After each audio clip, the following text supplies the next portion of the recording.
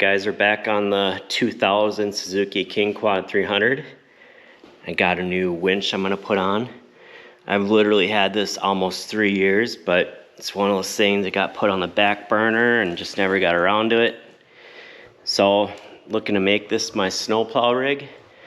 So we'll get this new one on. It's got this one, it's got the original one here. It's a Super Winch 2000. I think back in the day they did a lot of promotions, like, you know, a free winch when you bought the ATV. So it doesn't work, and I'm not interested in fixing this. So I've already kind of got in the process of taking this old one off. So we'll go ahead and get this one off.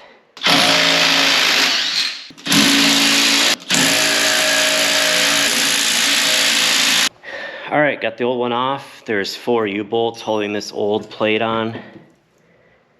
And this is the old crusty winch. So this is the new bracket that came with the winch. So maybe if we take this old one off, you know, we can somehow get this new one on here. All right, got these two separated. So now we gotta see what's gonna work to get this new one on here. I don't think any of these, oh, they do kind of line up. All right, so I kind of placed it up here and it would work fine, but this post here is hitting this frame right there. All right, so what I decided to do is just move this off center. I think that was the best option here, so I'm just drilling out these holes.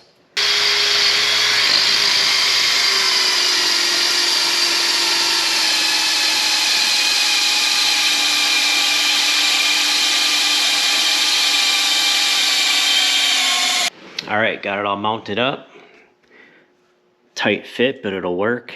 Enough clearance there. And then right here is just a little bit, enough to get this to turn. All right, let's move on to the wiring. All right, we'll go ahead and mount the switch. So we got these brackets here, and it's gonna go something like that. So we'll go ahead and put some electrical tape around here so that it prevents it from turning.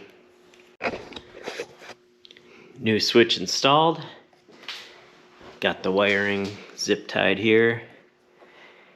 And this battery is pretty weak, so I do actually have a new battery for this I'm gonna put in now. Just got this today off Amazon.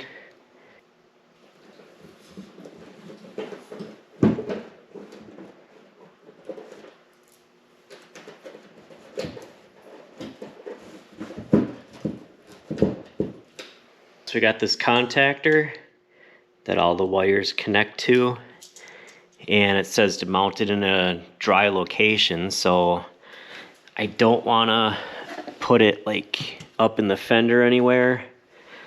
So I think I'm just gonna let it sit right here.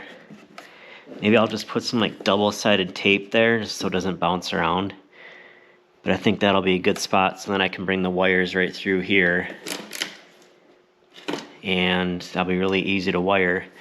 And then this wire comes from the switch.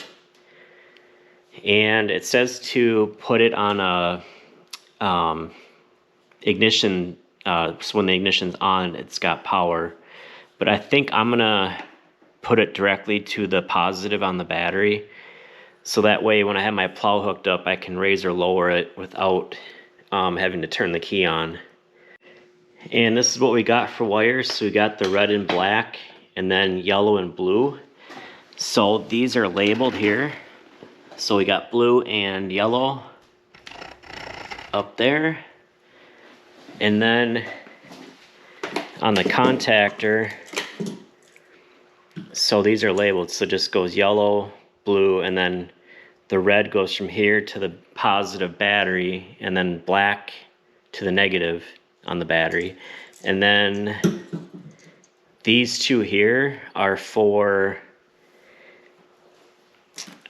this is the switch. So there's these two, there's green and black, and these are labeled green and black. So these just go on there like that. And it did come with these covers here. There's 6 of these, so that's kind of nice. It'll cover the connector.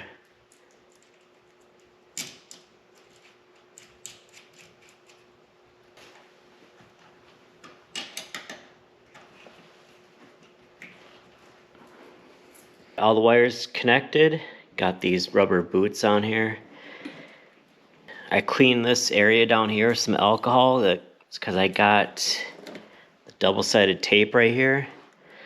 So go ahead and stick that down and then connect the power to the battery. Everything's connected. Since the battery's up front here, there's a lot of extra cable.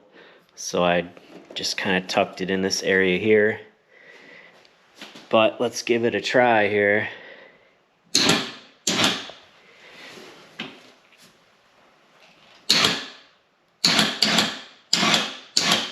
It's working. Okay, one more thing. Let's get this on here.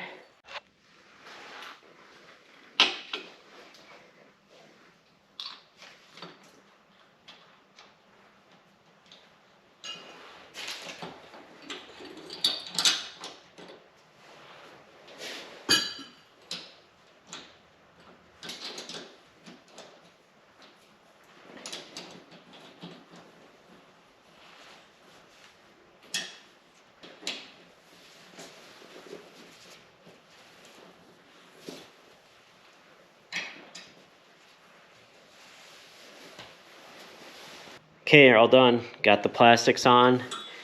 Got this rubber bumper on. Looks good. All set to plow. All right, thanks for watching. See you on the next one.